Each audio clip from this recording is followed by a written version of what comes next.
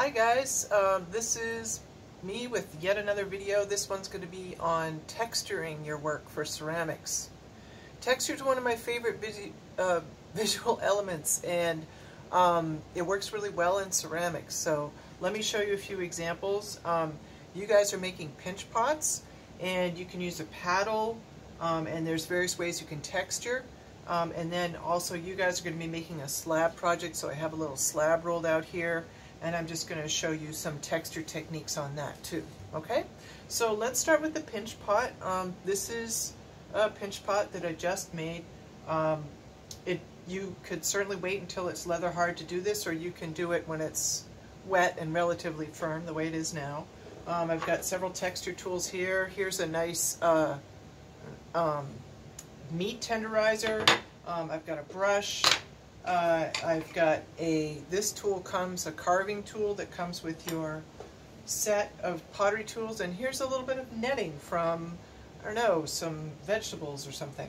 Alright, so first off, let me show you. I'm going to actually turn this into a square pinch pot. I really like rounded squares or squared rounds. I've just always enjoyed that form, and so I'm just using, as you can see, a wooden spoon to change the shape, and it's working pretty well. I've got some flat sides now, and you can see I've more or less got it square. It's may need to adjust it a little bit.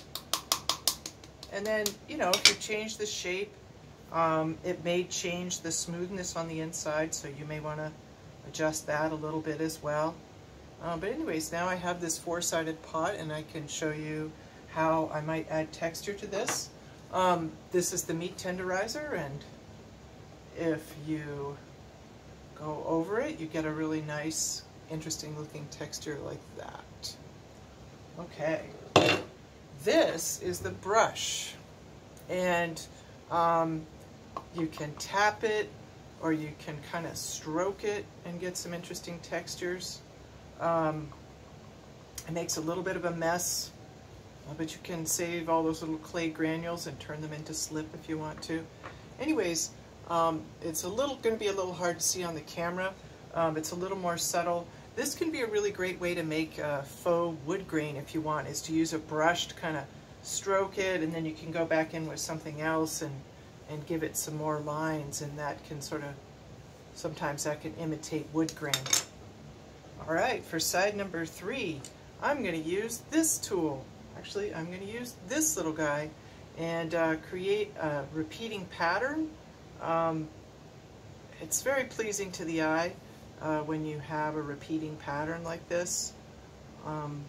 This pot might be a little soft for what I'm doing, but it's doing okay. And the glazes, our glazes are designed to pick up a texture like that really nicely. Last but not least, by any means, the netting. And I really like the netting if you're making dragons or fish, or anything you want to imitate a scaly texture. This can be a really nice tool and save you some time. But the key with this one especially is to support your piece from the inside when you're adding the texture. I'm going to actually use this flat paddle again to kind of paddle the netting in a little bit. And notice that I'm holding the piece with my fingers so that it's supported. And then look at that. That came out pretty well. Alright, so that's texturing on a cup. Texturing on a slab is really all of the same things. Let me see if I can... No, that's not going to work. Anyways, here's this, and one thing I can show you, a slab is, you're going to be doing a slab project, and what's great about slabs is you can use almost anything to kind of draw patterns on it. And then if this doesn't look the way you want it to, why, you can just smooth it out. So I'm starting you out with a slab because clay is very forgiving, and you can just keep working to produce whatever ideas you had in mind. You can put a piece, a drawing, a printout down and trace it. There's just a million things you can do on a slab, but let me just show you texture. So, you know, it's really all the same things, but maybe one thing you hadn't thought about is that you could layer your textures.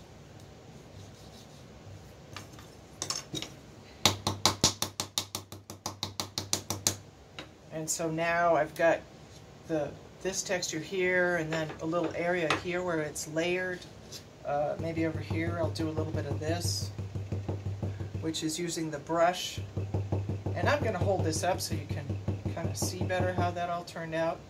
But the point that I want to make here is just that you can really be very free with texturing slabs, and then you might even want to create a texture and then go through with a tool and smooth away the texture in certain areas. And then that way it could be an easier way to define a certain area of texture. So I'm just using the wooden knife to kind of go over what I did. And then let me show this to the camera a little bit more up close so you guys can see. And one of the reasons I really like texture so much is that it looks so great with our glazes. So I have a couple of examples to show you. This is somebody who made a little model of a dog. And this is our turquoise glaze, and you can see how the texture on the piece comes through the glaze.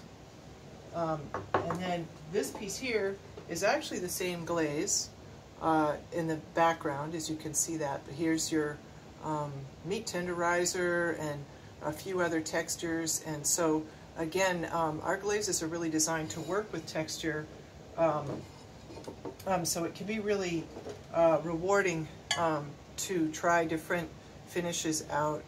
We also have what's called oxide stains, which are not actually shiny, but they also bring out texture.